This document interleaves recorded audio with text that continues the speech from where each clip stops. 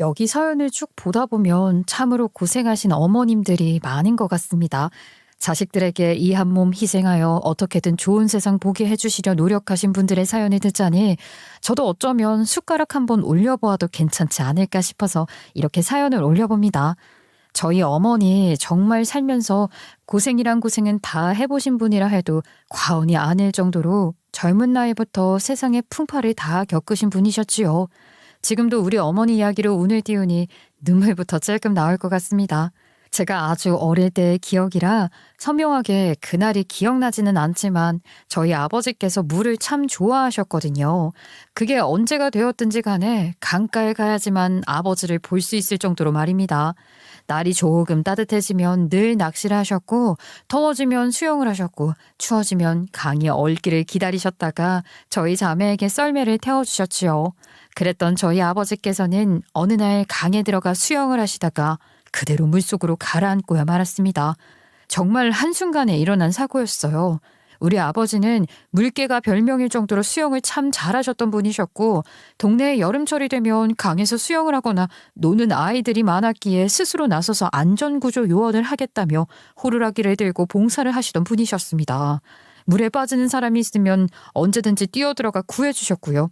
그렇게 수영을 누구보다 잘했던 아버지께서 갑자기 물에 빠져 돌아가셨다는 게 믿어지긴 하겠습니까? 그런 우리 아버지가 강에서 돌아가시게 될 줄은 아무도 상상하지 못했습니다. 그 때문에 우리 어머니는 세상에서 제일 슬프고 어이없는 과부가 되고 말았지요.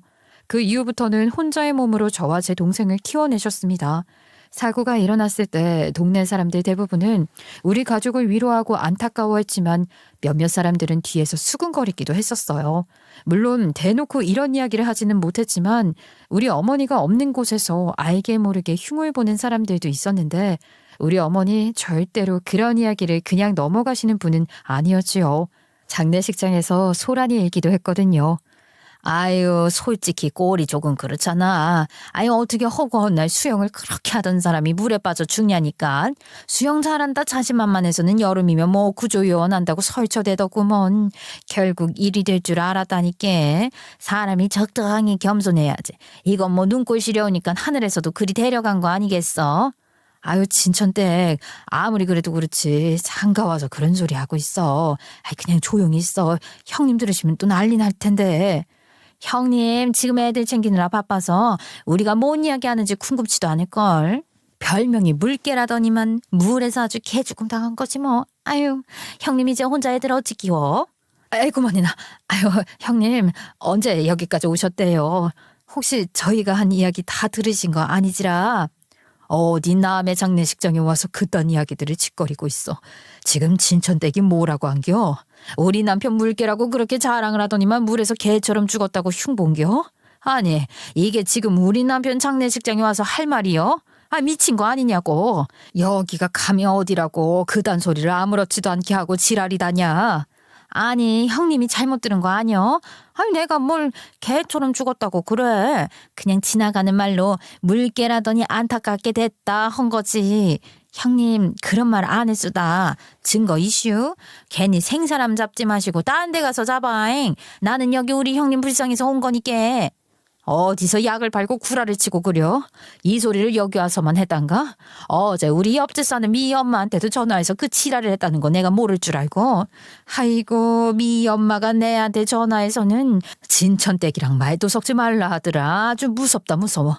내 앞에서는 살랑살랑 거리더니만 뒤로는 그런 호박씨를 까고 다녔어. 아니, 그 여편네는 왜 그런 말을 전하고 난리라냐.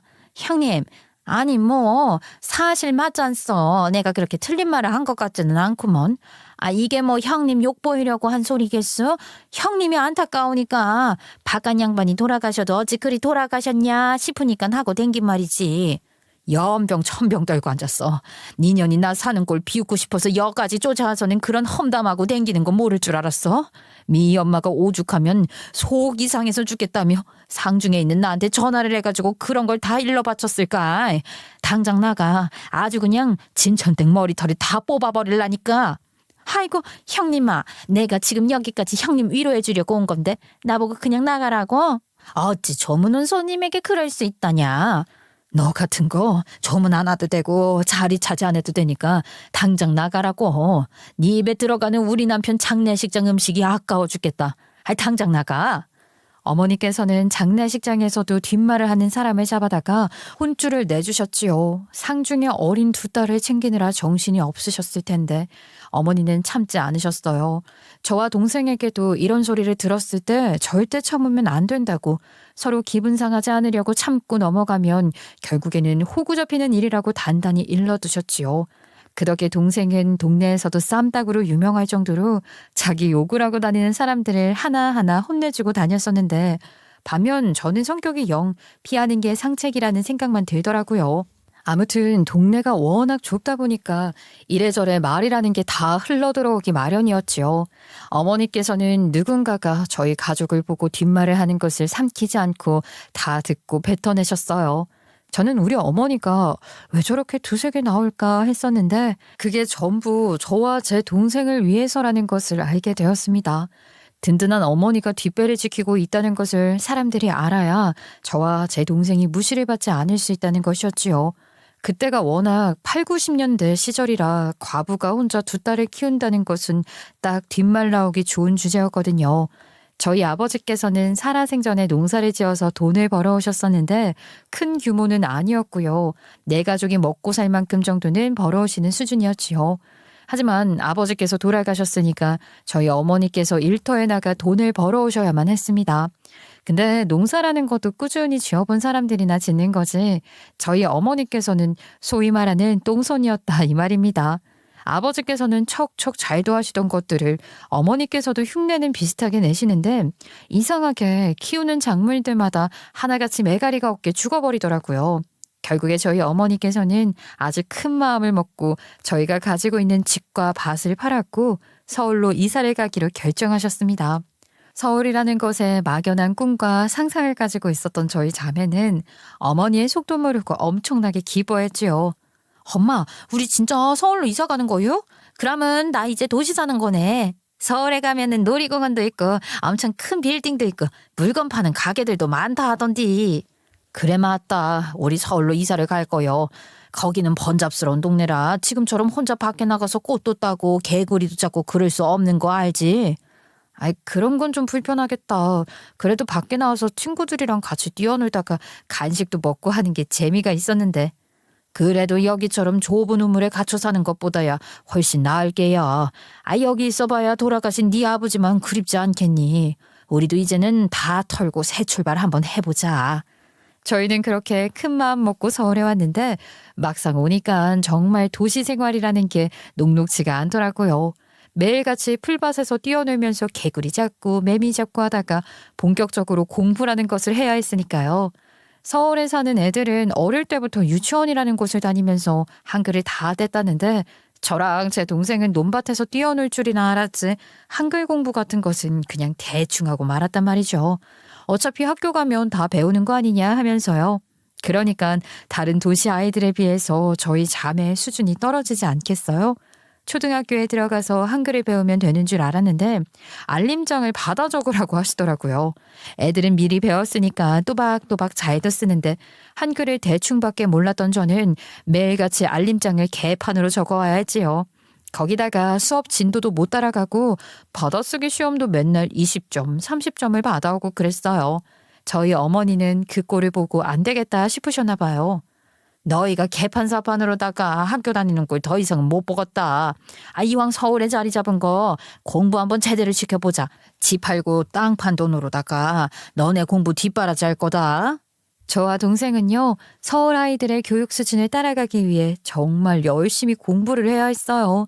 그렇게 저희 자매는 매일같이 충청도를 그리워하며 살았죠.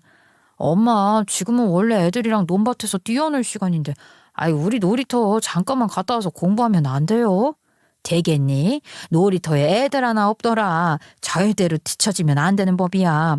가뜩이나 애비 없이 자랐다 하면 색안경 끼고 보는 세상인데 무시당하고 살면 되겠어?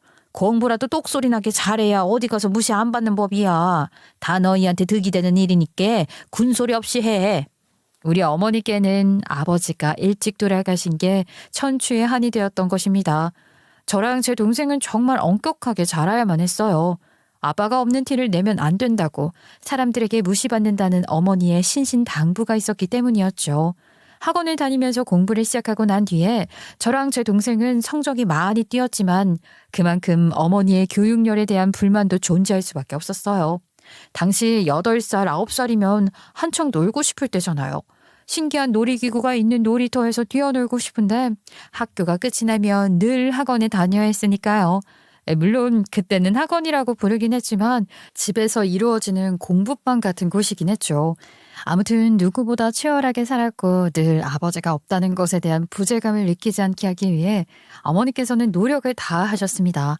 하지만 집 팔고 땅 판 돈으로 서울이라는 금싸라기 땅에 우리 세 식구가 지낼 집을 사고 공부에 열을 올리다 보니까 돈이라는 것은 금방 떨어지게 되었어요. 시골 땅값이랑 서울 땅값 자체에 차이가 좀 있었으니까요. 어머니께서는 돈이 떨어지자 시장에 나가서 장사를 하기 시작하셨는데 우리 어머니께서 할 줄 아는 것이라고는 아버지께서 강에서 낚시를 해서 물고기를 낚아오면 그걸 손질해서 저녁상에 올려주시는 일이었거든요. 물론 집안일이야 죄다 안 보고도 척척 잘하시지만 이거는 돈을 벌어야 하는 입장이었으니까요. 나무를 갑자기 어디서 캐올 수도 없는 거고 생선을 도매로 싸게 받아다가 손질을 해서 시장에서 팔기 시작하셨죠. 그 사실을 저는 부끄럽게 생각하지 않았었는데 제 동생에게는 그게 놀림거리가 되었나 보더라고요. 민영이 몸에서는 생선 비린내가 엄청나게 나. 엄마가 생선 장사한다 그랬나? 일하다가 민영이까지 생선 내는 거 아니야? 민영이는 물고기래요. 민영이는 비린내 난대요. 아유, 가까이 가지 말자. 냄새 없는다 얼마. 너 지금 말 다 했어? 한번 혼쭐 나볼래? 내가 가만히 참고 당해줄 거라 생각했으면 아주 만만의 콩떡이야. 동생은 늘 참지 않고 아이들과 투닥거리면서 싸우기 바빴고 저는 그런 동생을 말리러 다니느라 바빴어요. 그렇지만 생선 장수의 딸이라는 것은 그 나이 때 아이들에게 최고의 놀림감이나 다름없었어요. 저와 동생의 별명은 늘 비린내와 생선 종류에서 벗어나지 못했었죠. 차라리 인어공주라고 불러주었으면 덜 서운했을까요? 어릴 땐 그게 너무나도 싫었고 사춘기 때는 제발 어머니가 시장에서 생선을 팔지 않았으면 좋겠다고 생각을 했어요. 그게 얼마나 고된 일인지 어머니께서 우리를 위해 얼마나 고생을 하시는지 생각을 하지도 않고요. 중학교, 고등학교 올라가서는 친구들이랑 시장에 떡볶이라도 먹으러 가면 생선 비늘이 잔뜩 붙은 앞치마를 메고 떡볶이를 사주겠다며 달려오는 어머니가 싫을 때도 참 많았어요. 겉으로는 티를 내지 않고 있다고 생각을 하고 있었지만 제가 연기자도 아니고 그게 티가 안 날 수 있었겠어요? 어머니께서도 저의 그런 태도 때문에 상처를 많이 받으셨겠지만 저도 그때는 제가 받는 상처가 제일 크다고만 생각을 했었기에 어머니의 마음을 살피지 못했죠. 아무튼 제가 이런 이야기를 주절주절 늘어놓는 이유는 우리 어머니께서 정말 많은 고생을 하시며 우리를 키웠다는 것입니다. 생선을 손질해서 파는 것이 어머니라고 절대 쉬운 일은 아니었을 텐데 말입니다. 우여곡절 끝에 저와 동생은 성인이 되고 나서야 어느 정도의 마음의 여유, 안정이라는 게 생기게 되었어요. 저희 어머니 정말 대단하시게도 생선을 팔아서 저랑 제 동생의 대학 학비까지 전부 대주셨고 졸업까지 무사히 할 수 있도록 지원을 해주셨지요. 제가 취직을 하고 동생도 뒤따라 취업을 하게 되었는데 두 딸이 모두 직장에 다니게 되었음에도 어머니께서는 생선 장수 일을 그만두지 않으셨어요. 저희가 번 푼돈을 생활비로 받아서 쓴다는 게 내키지 않는다는 이유에서였지요. 저랑 동생은 항상 그런 어머니의 모습이 안쓰러웠어요. 엄마, 이제 우리도 번듯한 직장인인데 얼마든지 생활비 보탤 수 있어요. 엄마가 그동안 우리 키우느라 얼마나 고생했는지 잘 알고 있는데 생활비 내는 게 아깝겠어요? 됐다. 너 이거 얼마나 피땀 흘려 번 돈인데. 내가 그걸 생활비로 받아서 홀라당 쓰니. 차라리 그럴 돈 있으면 시집갈 때 쓰게 조금이라도 들어도. 너희가 하루빨리 자리 잡고 결혼을 해야 나도 안심하고 지낼 수 있지 않겠니? 어디 헛바람 들어서 결혼을 한 해 만에 그런 소리 하지 말고 떡하니 가정 꾸려서 손주 구경이나 하게 해주렴. 시집갈 때 쓸 돈은 알아서 따로 모을 테니까 우리가 매달 50만 원씩이라도 낼게요. 엄마한테 100만 원이라도 더 생기면 생활에 여유가 가지 않겠어요? 거기다가 뭐 엄마 혼자 쓰라고 주는 돈인가? 우리도 엄마가 해준 밥 아직도 먹고 사는데. 엄마 그러지 말고 받아요. 됐다니까 그러네. 엄마가 이 세상에서 제일 강한 사람이라는 거 몰라서 그래? 내가 생선 파는 일이 지겨워지고 하기 싫어지면 그때는 돈 없다고 해도 돈 받아가련다. 그러니까 지금은 너도 내가 돈 벌어서 생활할 수 있는데 뭐 한다고 자식들에게 손 벌리면서 살아. 됐어. 그렇게 제 나이가 30이 넘겼을 때 저는 정말 운명처럼 회사 거래처 사람과 눈이 맞게 되었어요. 제가 건축학과를 졸업해서 건축사무소에서 일을 하고 있었거든요. 저희가 도면을 그려서 클라이언트에게 보여주고 허락이 떨어지면 건설 쪽 현장 일을 하시는 분들께 수주를 맡겨 건물을 올렸거든요. 물론 저희가 그린 도면대로 건물이 올라가는 게 맞는지 일일이 확인을 하고 진행을 했었죠. 그러다가 현장 일을 하는 남편과 눈이 맞게 되었고 저도 자주 가서 현장 관리를 하다 보니까 같이 작업을 하는 일이 많아지면서 자연스럽게 결혼 이야기까지 오가게 되었어요. 그저 남들이 보았을 때는 현장에서 일을 하는 노가다꾼이나 다름없었지만 이게 오해하시는 분들이 많은데 막일이라고 해서 잡일을 하는 잡일꾼이 아니랍니다. 기술이 없으면 안 되는 부분이거든요. 특히 저희 남편은 시멘트 공구리를 친다고 말을 하기도 하는 미장 일을 하는 사람이라 기술이 상당히 중요한 사람이었어요. 기술로 인정을 받았다 보니 돈을 꽤 잘 버는 편이었는데 우리 남편은 대학도 진학하지 않고 군대를 다녀온 23살부터 나이 33까지 10년 동안 쉬지 않고 미장만 해온 사람이었어요. 고도의 섬세함을 가지고 있어서 절대로 엇나가게 일을 하는 사람이 아니었기 때문에 꽤 비싼 몸값을 받고 있었지요. 단점이라고는 현장 일이라면 어디든 가야 하기에 지방에 출장을 가는 일이 꽤 많다는 것이었습니다. 그래도 마음이 잘 통하기도 했고 서로 버는 돈도 잘 알고 있었기에 이 정도 벌면 가정을 꾸리고 살기에 전혀 무리가 없다는 생각이 들었어요. 저랑 남편 둘 다 내향적인 성격이라 불같이 화를 낸다거나 충동적인 행동을 한다거나 하는 사람이 아니라서 더 잘 맞았지요. 아무튼 결혼을 하게 되었는데 그냥 우리 둘이 좋아서 한 결혼이었는데 생각보다 걸림돌이라는 게 꽤 많더라고요. 결혼 전에는 잘 몰랐었는데 결혼을 하고 나니까 제 시어머니의 진짜 성격을 확실하게 알겠더라고요. 그동안 보여주었던 모습들이 전부 다 가식이었던 건지 뭔지 분명 상견례를 할 때만 해도 서로 좋은 게 좋은 거다. 두 사람이 잘 살아봐라 하던 시어머니가 결혼을 하고 나니까 돈 문제에 얼마나 민감하게 반응을 하던지 너무 극과 극이라 놀랐다니까요. 그래서 사돈께서는 언제까지 시장통에서 장사를 하실 거라고 그러니? 혹시 애니가 결혼했다고 바로 일 그만두시고 용돈 달라 하시는 건 아니겠지? 제가 취업을 하고 난 다음부터 바로 생활비를 보태겠다고 했을 때도 절대 싫다고 돈 모아두라고 하셨던 분이신데 결혼까지 한 달에 이렇게 생활비 달라고 하실 분 아니셔요.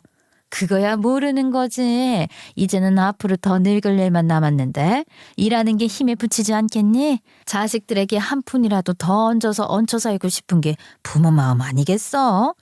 어머님은 그렇게 생각하시는 거예요? 저희 친정어머니께서는 절대 그러실 분 아니세요. 생선 팔아서 저희 대학까지 다 졸업시키신 분인데 노후 자금 마련해 두셨을 거예요. 확실하게는 모르는 거 아니니? 생선 그거 팔아봐야 얼마나 대단하게 번다고 노후자금까지 마련했겠어. 너네 대학 보낸 것도 다 빚져서 보낸 거 아니야? 빚을 져서 보냈다고 한들 저희한테 돈 달라 하신 적은 없어요. 어머님께서 무슨 걱정을 하시는 건지 잘 모르겠지만 저희한테 노후 이야기 꺼내신 적 없어요. 아유, 아직까지는 아무것도 모르는 거지. 생선 장사에서 얼마나 버는지 정확하게도 모르면서 혹시나 너희한테 의지하고 살까봐 걱정된다. 걱정이 돼. 나중에 만약에 힘이 없으셔서 장사를 못하게 되신다고 하면 자식된 도리로 조금 지원을 해드리는 것도 맞지 않을까요? 아무리 그래도 저희 친정 어머니인데. 얘는 각자 인생 알아서 각자 사는 거지. 내가 상견례 때 확실하게 물어봤어야 했는데 말이야. 사돈이 생선 팔아서 얼마나 버는지를 말이지. 아휴, 우리 아들한테 돈 좀 달라고 노후 좀 책임지라고 할까봐 걱정이다. 우리 아들이 힘들게 벌어온 돈을 나눠 쓰는 거라고 뻔뻔하게 생각할까봐. 그러면서 마치 난감하다는 듯 손으로 부채질을 하는데 제가 남들에게 싫은 소리를 잘 못하는 성격이지만 이건 아니다 싶더라고요. 이거야말로 저희 친정어머니를 무시하는 태도 아니겠어요? 분명히 제가 생활비 달라고 이야기를 하신 적 없다 말을 해도 자기 아들 돈 나눴을까 봐 걱정이라고 하니까 기가 막히더라고요. 이런 건 그냥 넘어가서도 안 되고 참아서도 안 된다는 생각이 들어서 말을 했어요.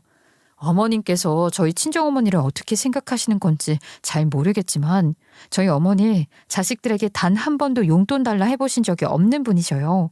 그리고 앞으로도 그럴 일 절대 없을 거라고 하셨었고요. 오히려 생활비는 제가 드리고 싶어서 안 다려는걸요. 제가 아직은 떡하니 집을 해드릴 수 없는 주머니 사정이긴 하지만 저희 어머니 평생 사실 집도 있으시고 생선 장수한다고 해서 돈이 부족하거나 하지는 않으니까 오해는 안 하셨으면 좋겠어요. 아니, 내가 뭘 오해를 했다고 그러니? 뭐 어디 방송에서만 봐도 생선 파는 일이 고되긴 고되고 돈은 안 된다고 들은 것 같아서 한 말이지. 그게 남아봐야 얼마나 남겠냐고. 그런 거 아니라면 됐어. 내가 괜한 말을 했네. 어찌됐든 사돈댁이 먼저 생활비 거절한다는 소리 아니야. 그 마음 평생 가셨으면 좋겠네. 우리 아들 부담도 안 되고 말이야. 한숨이 절로 나왔지만 뭐 어쩌겠어요. 일단 시어머니가 꼬리 한번 숙였으니 넘어갔죠. 근데 우리 시어머니도 상당히 걱정스러워하는 부분은 따로 있었죠. 생활비 문제보다 더한 문제가 있었거든요. 바로 시집을 간 첫째 딸이었어요. 이 딸이 또 의외의 복병이었거든요. 시어머니를 닮아서 그런 건지 뭔지 뭐 제 눈에는 아주 똑 닮긴 했거든요. 아주 경거망동의 극치를 보여주는 사람이었다 이 말입니다. 20대 초중반에 사고를 쳐서 결혼을 했는데 돈도 없고 집도 없이 결혼을 했을 거 아닙니까? 아직까지도 새방에서 힘들게 살면서 애 하나 키우고 있었어요. 뭐 시어머니에게 들은 말로는 둘째를 가지겠다고 설쳤다 하던데 시어머니가 쌍욕을 퍼부었다고 하더라고요. 엄마, 나 애 하나 더 낳을까? 애가 좀 크니까 그 어린 애기가 너무 보고 싶은 거 있지. 이제는 다 키워서 그런지 사근사근하게 굴지도 않고 말이야. 갓난아기가 폭 안 귀여우는 그게 너무 그리운 거야 글쎄. 나 애 하나 더 낳아서 그런 재미 좀 보고 살까? 이게 미쳤나? 애 하나 키우는 것도 돈 없어서 버거워하는 주제 누굴 힘들게 할 생각이야? 그리고 네가 갓난아기 키울 때 어디 제대로 돌보기나 했어? 맨날 너한테 맡기고 나가 놀기만 했지. 원래도 우리 집에 자주 오면서 애 하나 더 낳으면 얼마나 더 자주 올 거야. 나도 내 시간 좀 보내고 살자. 우리 집에 쳐들어와서 애 맡기고 나가 놀 생각하지 말고 말이야. 내가 아주 속이 터져 죽겠어. 돈이라도 많이 벌어서 집 하나 떡하니 샀으면 몰라. 새빵 살면서 무슨 애를 또 낳겠다고 그래. 아유 잔소리. 내가 무서워서 무슨 말을 못 꺼내겠네. 알겠으니까 그만하세요. 그런 신우도 정말 대책 없었죠. 아무튼 결혼을 하고 남편이랑 결혼 생활을 시작했을 거 아닙니까? 근데 이놈의 시댁은 전생에 무슨 물귀신이었나 자꾸 저희 친정집 사정을 붙잡고 늘어지는 게 아니겠어요? 어버이날이나 명절만 되면 저에게 단골 질문이 날아오곤 했었죠. 너네 친정에는 말이야 용돈 얼마나 지어드렸냐? 너네는 뭐 받아온 게 있기는 하냐? 돈은 좀 찔러주시디? 혹시 그 생선으로 받은 건 아니지? 어머님 너무 말을 막 하시는 거 아니에요? 저희 친정어머니께서도 명절이라도 진수성찬 차려주시고 용돈도 따로 챙겨주셨어요. 물론 저도 용돈을 드렸으니까 또이또이지만요. 그래도 양심은 있으시구나. 근데 너희는 언제 아이를 가질 생각이니? 만약에 아이를 가지게 되면 말이다. 너네 친정에는 못 가겠다. 입덧할 때 생선 비린내를 어떻게 맡겠니? 내가 말이다. 예의가 아닌 것 같아서 입 꾹 다물고 있었는데 상견례 자리에서도 생선 비린내가 어찌나 진동을 하던지 티를 안 내려고 얼마나 노력했는지 몰라. 아주 그냥 몸에 배인 건지 뭔지 가만히 있어도 비린내가 폴폴 나는 게 아주 심각하더라. 그런 얘기를 왜 굳이 입 밖으로 꺼내시는지 모르겠어요. 평생 생선 장사를 하셨으니 어쩔 수 없는 거 아니겠어요? 그래도 그 정도로 심각하게 나지는 않으세요. 매일 샤워를 하시는데 비린내가 안 씻겨 내려가겠어요? 정말 이렇게 말씀하시면 제가 속상해요. 아니 뭘 또 그렇게까지 비약을 하면서 말을 하고 그래? 내가 뭐 무서워서 말을 못하겠다. 시어머니는 자기가 한 말이 어떤 뜻인지도 모르는 것 같았죠. 그냥 우리 친정을 무시하고 싶은 것 같았어요. 자기보다 못한 사람이라고 생각을 하는 건지 뭔지. 한 번은 이런 일도 있었죠. 신우가 시댁에 와 있었는데 제가 남편 부탁으로 시모께 전해드릴 게 있어서 가게 되었거든요. 시댁에서 신우를 딱 마주쳤는데 저를 보고 그러더라고요. 옳게. 아니 생선 장사 같은 거 하면 굴미나 조기 같은 것들 파는 거 아니야? 그런 거 있으면 우리 애 좀 먹이게 가지고 와봐. 도대체가 생선 대가리 구경도 못하네. 예, 시장 바닥에서 장사를 하는 게 그렇게 좋은 생선들이나 있겠니? 아니, 나는 말이다. 시장 생선은 절대 안 사 먹어. 파리가 얼마나 꼬이는지 알잖니? 생선에 파리가 알이라도 까봐라. 큰일을 이지 않겠니? 거기다가 위생도 별로고 생선 눈깔들도 죄다 돌아간 것 같고 도대체 그런 걸 사먹는 사람들은 어떤 사람들이래니? 궁금해 죽겠다. 아유, 또 엄마 말 들어보니까 그런 것 같네. 시장 생선들 다 길바닥에서 파는 것들이라 위생이 별로긴 하지. 아, 그런 거 먹으면 식중독 걸리는 거 아니야? 그러게 말이다. 예, 너는 먹어봤을 거 아니니? 혹시 식중독 같은 거 걸린 적 없어? 맨날 먹어서 내성 생긴 거 아니야? 아니면 생선집 딸이라 제대로 된 생선 못 먹고 맨날 대가리나 남들 안 먹는 부위 가지고 와서 먹었을지도? 두 사람이 저를 앞에다가 두고선 낄낄거리면서 이야기를 하는데 미쳤나 싶더라니까요. 아무리 그래도 사돈 집안 이야기인데 저렇게 아무 말이나 막 하는 게 상식적이지는 않잖아요. 아무리 저희 집안을 무시하고 싶다고 해도 유분수지 사돈댁에 대한 예의가 전혀 없는 행동 아니겠어요? 제가 아무리 싫은 소리를 못하는 성격이라 하지만 그냥 넘어가면 호구된다는 친정어머니의 말이 귀에 확 꽂혀 들어오더라고요. 정말 한평생 바뀌지 않은 성격을 결혼하고 나서 시어머니와 신우 덕에 바꾸고 있었다니까요. 얼마나 어이가 없던지. 순간 이렇게 무시를 당하면서 내가 왜 이 사람들에게 존칭을 써주고 존대를 해줘야 하는 건가 싶더라고요. 마음 같아서는 머리채라도 잡고 반말로 바락바락 악을 쓰고 싶었지만 그럴 순 없었죠. 하지만 언젠가는 꼭 한번 그렇게 난동을 부리겠다고 결심 또 결심을 하게 되었어요. 아니, 제가 왜 제대로 된 생선을 못 먹어봤겠어요. 아무리 시장에서 장사를 한다고 해도 위생관리 열심히 하고 있어요. 비싼 생선들도 당연히 팔고요. 저희 엄마한테 생선 한 마리 사본 적도 없으시면서 왜 말을 함부로 하고 그러세요? 이런 건 경우가 아니죠. 저한테 지금 당장 사과하셔요. 저희 친정어머니를 무시한 그 말들도 전부 다요. 와, 왜 이렇게 열받았나 보다. 경우가 아니래. 우리가 뭐 없는 말 치여서 한 것도 아니고. 우리 동네 시장에서 장사하는 생선 가게들은 다 위생이 별로던데. 그래서 한 말이지. 아니, 괜히 생선 얻어달라고 했다가 먹고 탈라면 그건 또 누구한테 얘기를 하겠어? 미리미리 조심하자는 거지. 내가 뭐 틀린 말 했어? 이렇게 그러지 말고 흥분을 가라앉혀봐. 누가 생선을 나눠준다고 하긴 했나요? 형님께 생선 드릴 마음도 없으니까 김칫국 드시지 마세요. 저희 엄마가 저에게 용돈 요구 안 하듯이 저도 그런 거 요구 안 하니까요.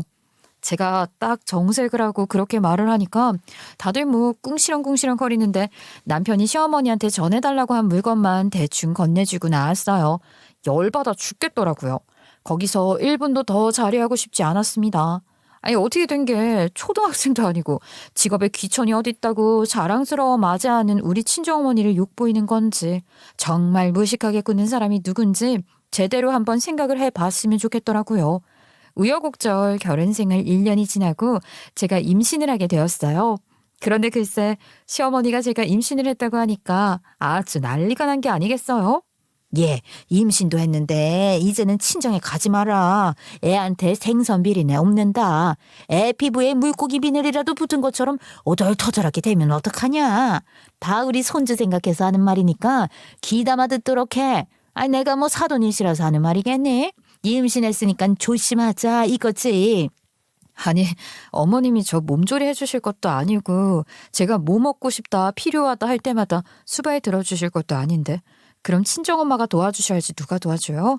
그리고 비늘이 붙은 것처럼 애 피부가 오돌토돌이라니 상식적으로 그런 생각을 하는 사람이 누가 있겠냐고요.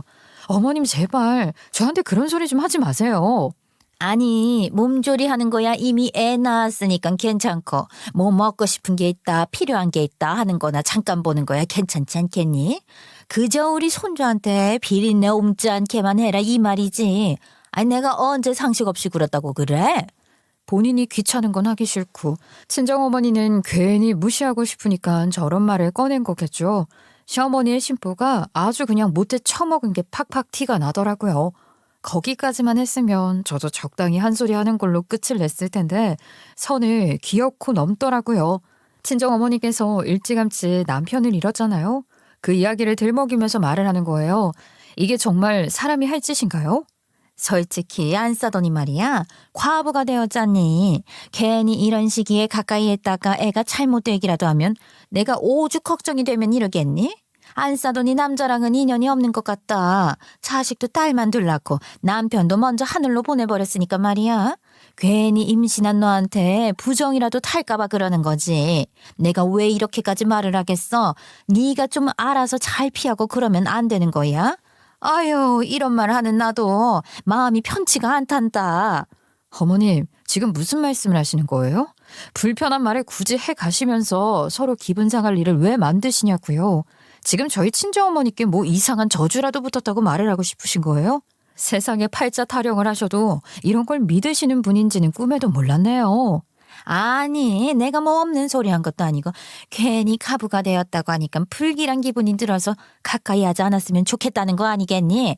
미리미리 조심해서 나쁠 거 없잖니. 어머니, 진짜 지금 기가 막힌 소리 하고 계시는 거 알고 계시죠? 지금 그 말은 저희 친정집을 무시하는 거나 다름없는 말이라고요. 솔직히 내세울 게 없는 집안인 건 맞지 않니? 모양 빠지긴 하잖아. 나라도 뭐 이렇게 말을 하는 게 편하겠어. 그러니까 불편하시면 입 밖으로 꺼내지 마시라니까요. 어머, 옳게 지금 뭐라고 했어? 내가 가만히 듣자 하니까 우리 엄마가 틀린 말 한 것 같지도 않은데 뭐 이렇게 예민하게 반응을 하고 그래? 뭐라고 하긴요. 그 입 다물라 했어요. 할 말이 있고 못할 말이 있는 거지. 아니, 어떻게 사람 면전에다가 대놓고 형님 같으면 어머님이 형님 시댁 식구들에게 무시당하는 거 참을 수 있으세요? 그러면 자식도 아니죠. 저도 똑같이 제 가족 욕하는 거 무시하는 거 참을 수 없어서 하는 말인데요. 왜요? 아주 그냥 2대1로 편먹고 싸웠다니까요. 사람이 뇌가 없고 경우가 없어도 그렇지 어떻게 우리 친정엄마를 그런 식으로 무시를 할 수가 있냐고요. 그렇게 임신 기간 내내 일부러 보란 듯이 친정어머니 옆에 딱 달라붙어 있었어요. 우리 친정어머니의 냄새라서 그런 건지 제가 음식 냄새를 하나도 못 맡을 정도로 입덧을 했는데도 친정어머니 몸에서 나는 비린내는 괜찮더라고요. 이게 바로 진정한 가족의 힘인가 싶은 생각도 들었어요. 아무튼 임신 기간 내내 친정어머니가 해준 밥에 친정어머니께서 구워준 생선에 일부러 보란 듯이 더 친정에서 시간을 보내고 밥 얻어먹고 그러니까 시댁에서 더 말 못하더라고요. 10달 꽉 채워 품은 우리 아이 무사히 자연분만도 했고 애도 건강하고 산후조리도 조리원 들어갔다 나와서 친정어머니께서 혹시나 제 몸이 상할까 조리를 마저 다 해주시며 저를 살펴봐 주셨어요. 남편은 워낙 지방 출장일 때문에 바빠서 우리 아이 얼굴도 제대로 보지 못했죠. 그래도 저는 친정어머니 덕분에 아주 행복했다 이 말입니다. 시댁에서도 친정어머니만큼 저를 보살펴 줄 수가 없으니까 아무 말도 못 하셨고요. 우리 친정어머니 무시해서 싸운 것 때문에 괜히 제 눈치 보이고 친정 눈치가 보이니까 저희 부부 사는 집에 손주 보러 자주 오지도 못하고 그러셨죠. 제가 아이 출산한 다음에 시어머니에게 대놓고 그랬거든요. 어머님께서 저 임신 기간 내내 우리 친정어머니를 두고 불안하네 어쩌네 하시면서 생선 이야기 내내 하셨죠. 애 피부가 어쩌니 저쩌니 하시면서요. 근데 제 아이 멀쩡하게 잘 태어났는걸요? 매일같이 친정집에 붙어 있었는데도 말이죠. 솔직히 그런 말한 건 미워서 어머님 얼굴 안 보고 싶어요. 제가 어머님 미워해서 우리 아이까지 미워하게 되면 어떡해요? 남편 피도 섞여 있는데 그렇게 생각할 수도 있잖아요. 뭐야? 지금 나한테 손주 보러 오지도 말라는 거야? 내가 우리 손주를 얼마나 끔찍하게 아끼면 사돈댁이 물고기 비늘 벗기니까 그거 얼마 가서 애 피부가 이상하게 물고기처럼 나올까봐 걱정까지 했겠냐고. 다 우리 손주 걱정해서 한 말이지. 아니 너네 친정 무시하려고 한 말이겠니? 엄마 미쳤어? 그런 이야기를 우리 와이프 앞에서 했다고? 아니 사람이 어떻게 그런 소리를 면전에 대놓고 아무렇지도 않게 할 수가 있어. 아 진짜 그런 일이 있었을 줄은 상상도 못했네. 엄마 오지 말아요. 나 같아도 불편해서 엄마 얼굴 보기 싫겠다. 아니 어떻게 생각이 없어도 그렇지 장모님을 두고 그런 말 할 수가 있어. 우리 애 보러 아무 데나 올 생각하지 마. 우리 와이프 스트레스 받는 거 더 이상은 보고 싶지 않으니까. 시어머니는 아들 녀석 키워봐야 소용 하나 없다면서 서운했지만요. 저랑 남편은 시어머니가 집에 수시로 찾아오지 않길 바랐기에 서운한 마음 달래주지 않았죠. 그렇게 우리 아이가 돌이 지났을 무렵 정말 큰 사건이 터지게 되었어요. 우리 남편이 지방의 건설 현장에서 일을 하고 있었는데 외병 미장을 하다가 안전관리 실수로 인해서 추락사를 하게 된 거예요. 처음에 그 소식을 듣고 제가 무슨 말을 들은 건지 이해가 안 가서 한참을 멍을 때렸어요. 갑자기 추락사라니 이게 말이나 되는 소리겠어요? 수학이 너머로 남편의 장례를 치러야 해서 서울로 지금 이송 중이라는 소리를 듣고 나서야 눈물이 터져 나오면서 현실이 빡 느껴지더라고요. 저는 서둘러 시댁과 친정에 연락을 하고서 싸늘한 남편이 도착을 했다는 병원으로 달려갔고 거기서 정말 눈을 감고 눈 남편을 보고 오열을 하게 되었어요. 남편은 3일장을 치르게 됐어요. 장례식장에서 힘없이 어린아이를 데리고 눈물만 줄줄 흘리고 있는데 우리 시어머니가 소식을 듣고 달려와서는 제 머리채를 잡더라고요. 니년네 집안이 가부가 될 팔자야. 너네 친정엄마부터 싹이 보였었는데 내가 왜 모른 척하고 너희들을 결혼시켰을까. 아이고 우리 아들 살려내라. 니들 집안에 그런 피가 흐르는 걸 내가 왜 몰랐을까. 내 아들 돌려내. 내 아들 살려내라고 내 아들. 저 또한 그 말을 듣고는 이성이 날아가 버렸어요. 그래서 시어머니 머리채를 잡았습니다. 늘 마음속으로만 생각하고 있었던 일을 실행에 옮긴 거죠. 현장에서 일어난 사고인데 왜 제 탓을 하고 그러세요? 저라고 지금 안 억울하고 안 슬플 것 같냐고요. 저한테 왜 이러시는 건데요? 어머님은 아들을 잃은 거지만 저는 남편도 잃고 애 아빠도 잃은 거라고요. 내가 제일 슬프고 힘든데 왜 내 머리채를 잡냐고요. 이거 나요? 놓으라고. 고래고래 소리를 지르면서 싸우니까 시아버지와 친정어머니께서 한달음에 달려와 저희를 떨어뜨려 놓으셨어요. 장례식장에서 고부간에 머리채 잡고 싸우는 게 보기 흉하긴 하니까요. 근데 경거망동에 그친 신우가 또 끼어들대요. 왜 말려? 말리지 마. 우리 엄마가 얼마나 억울하겠어. 우리 엄마도 평생 금이야옥이야 키운 아들을 잃은 건데. 형님, 말이 좀 이상하네요. 어머님이 왜 억울한데요? 제가 남편을 그렇게 만든 것도 아니고 사고였는데요. 다 저 인간 때문에 그런 거야. 친남편 그렇게 보낸 저주가 지 딸년한테까지 붙은 거라고. 천박하게 생선장사 나면서 연명했지. 당신 딸도 별반 다를 거 없는 인생을 살 거야. 아니 사돈, 사위 죽은 게 우리 딸 탓도 아닌데 왜 우리 딸한테 다 더 버시웁니까? 듣자 하니 황당하네. 과부 팔자가 딸에게 붙은 거라고요. 어찌 그리 막말을 할 수 있습니까? 우리 딸은 건축 사무실에서 자기 할 일 잘하고 있는데 나랑 별반 다를 거 없는 인생을 산다니. 우리 딸을 내가 시장통에서 장사하게 내버려 둘 것 같아? 지금 누구한테 화풀이를 하는 거야? 천박한 것들. 이렇게 아무것도 가진 것도 없는 년들이랑 사돈을 맺는 게 아니었는데 우리 아들만 억울하게 죽었지. 평생 일하면서 다친 곳 하나 없이 일했었는데 갑자기 이게 무슨 일이냐고. 이게 다 과부 팔자 물려받아서 그런 거라고. 정말 더 이상은 못 봐주겠네. 잘 됐네요. 앞으로 천박한 것들 얼굴 볼 생각하지 마시고 장례 끝나면 서로 모르는 사람인 척 그렇게 삽시다. 됐죠? 내가 니년 얼굴을 왜 보고 살아?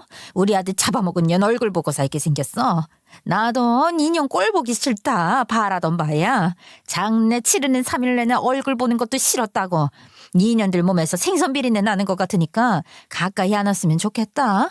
우리 아들 잡아먹은 년들. 저 집안에 과부피가 흘러서 그런 거야. 3일 내내 눈만 마주치면 못 잡아먹어서 안달이 난 사람처럼 비린내 타령을 하는데 저는 3일 꾹 참고 장례 다 치렀어요. 남편의 마지막 가는 길을 꼭 제가 지키고 싶었거든요. 장례가 끝이 나고 납골 땅에 남편 두고 난 뒤에 시어머니가 저한테 그러더라고요.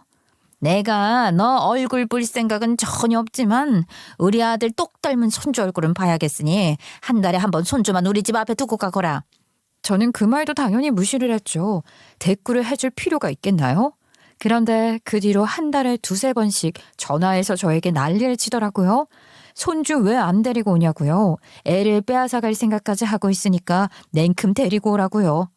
그 어린아이를 문 앞에 두고 가라고 말을 하는 것부터가 상식적이지가 않네요. 아이가 더 큰 뒤에 보고 싶다고 스스로 의사표현을 하면 몰라도 지금은 싫습니다. 우리 아이한테 제가 없는 사이에 무슨 이야기를 할 줄 알고요? 매야, 지금 나랑 내 손주 사이까지 끊어놓으려고 하냐? 네가 키우다가 우리 손주 목숨까지 날아가는 건 아니고 우리 손주 내가 키우겠다. 과부의 피가 흐르는 집안에 우리 손주도 따가는 단명할 거야. 아주 그냥 고사를 지내지 그러세요? 2번 다시는 전화하지 마세요. 자꾸 이러시면 모욕죄로 고소라도 넣을 겁니다. 시어머니 번호를 차단해버렸더니 저희 친정어머니께 전화를 해서 또 난리를 치셨더라고요. 저도 한두 번은 그냥 참았죠. 근데 4개월이 넘어가는데도 자기 아들이 사고로 죽은 분풀이를 저와 친정어머니께 하는데 이걸 제가 언제까지 무시하고 참을 수는 없겠더라고요. 지렁이도 밟으면 꿈틀하는데 오기와 도끼로 가득 찬 사람을 건드렸으면 그에 걸맞은 대우를 해줘야 하지 않겠어요? 그동안 무시를 당했던 것도 서러워 죽겠는데 이제는 별걸로 다 난리를 치니 그냥 넘어가면 안 되죠. 저도 미친 사람에게는 미친 짓으로 대응을 해야 한다고 생각을 했어요. 그래서 남들은 감히 상상을 하지 못하는 짓을 하기로 결정했습니다. 제가 뒤에서 시어머니 모르게 작당을 꾸미고 난 뒤 한 달이라는 시간이 채 흐르기 전에 시누이에게서 다급한 목소리로 전화가 오더라고요. 저는 아주 여유만만하게 그 전화를 받았죠. 아니 옳게 우리 엄마 집에 누가 이사를 온다면서 짐 빼라고 난리를 치고 경찰도 오고 그러는데 이게 무슨 일이야? 옳게가 무슨 짓을 한 거야? 누가 옳게라고 지금 저한테 전화해서 옳게를 쳤습니까? 가족 아니라고 얼굴도 보지 말고 살자고 할 땐 언제고 이제 와서 옳게라 부르는지? 가족이라는 게 지들 입맛대로 바꿀 수 있는 건지 몰랐네요. 아니 지금 호칭으로 꼬투리 잡을 때야? 내가 엄마 집에 와 있다가 오죽 황당했으면 전화를 해서 이러겠어. 집이 팔렸다는데 이게 무슨 소리야? 예, 그 집 제가 팔았어요. 우리 아이 열심히 키워보려고 하는데 돈이 필요해서 팔아버렸죠. 어머머머, 진짜 웃긴다. 올케가 뭔데 우리 집을 팔아? 올케가 무슨 권한이 있어서 그 집을 팔아서 돈을 챙겨? 이거 사기야. 명백한 사기라고. 이게 왜 사기야? 그 집이 내 명이라서 내가 정리를 했을 뿐인데 왜 사기꾼 취급을 받아야지? 내 집인데 무단으로 점거를 한 당신네들이 범죄를 저지른 거지. 어머, 이 집 우리 동생이 부모님 사시라고 사준 집인데 왜 올케 명이야? 올케가 우리 동생 죽기 전에 꼬셔서 그 집 명이라도 돌려 채갔어? 그이 죽었잖아요. 당연히 그이 재산이 전부 부인인 저에게 넘어오는 거 몰라서 그러세요? 그것도 몰랐으면 바보 맞고요. 남편이 가진 재산 정리하면서 그 집 역시 제 명의로 왔어요. 남편이 결혼하기 전에 열심히 모은 돈으로 시부모님께 사준 집이었으니까 그 집을 팔 생각은 전혀 하지 않았었어요. 어차피 그 집 아니면 지낼 곳도 없는 사람들이니까 그냥 내버려두려고 했었는데 장례식 날부터 지금까지 모든 걸 제 탓으로 돌리고 저뿐만 아니라 친정어머니께도 난리를 치는 그 인간의 작태를 더 이상은 못 참겠더라고요. 다른 사람도 아니고 우리 가족을 건드리는데 참고 넘어가면 병신 중에 병신 아니겠어요? 그래서 사람들이 손가락질을 할지 모르겠지만 냅다 그냥 그 집을 팔아버렸죠. 제 명의인데 어쩔 거예요? 당연히 제가 팔아치운 걸 알게 된 시어머니랑 신우가 저희 친정에 찾아와서 난리를 쳤죠. 네가 뭔데 우리 아들이 사준 집을 팔아.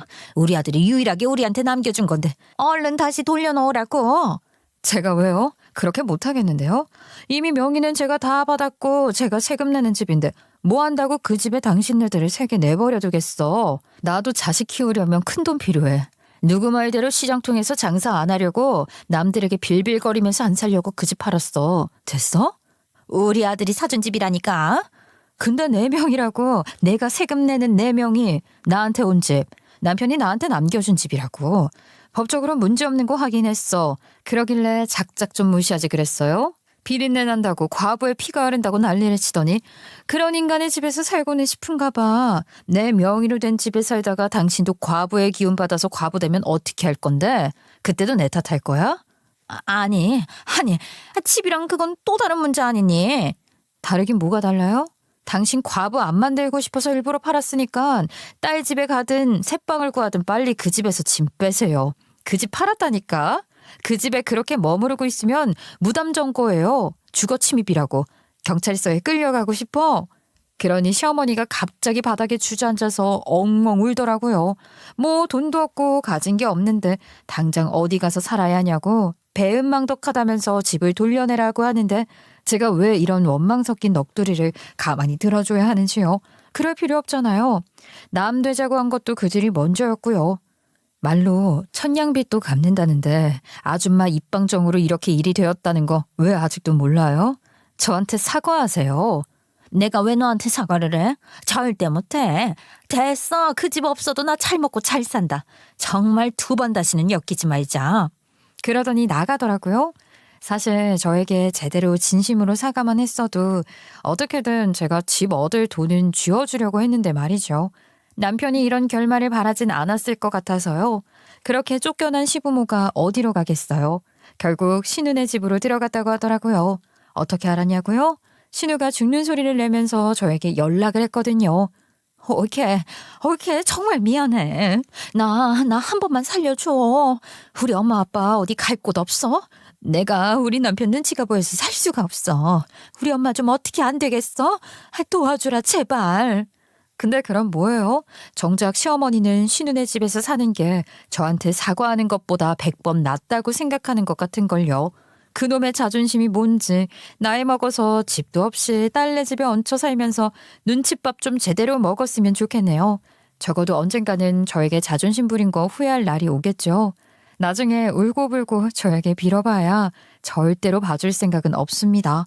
저에게 감히 과부 운운하면서 우리 집안 욕보인 사람에게 제가 아량을 베풀 필요 없잖아요. 그들이 눈치를 보면서 살든 말든 제 알 바 아니랍니다. 심해부가 아주 그냥 싹 쫓아내겠다고 엄포라도 났으면 좋겠네요. 그래야 저한테 한 죄 제대로 후회하게 될 텐데 말이죠. 그날이 오길 기다리며 이만 사연을 마치겠습니다. 감사합니다.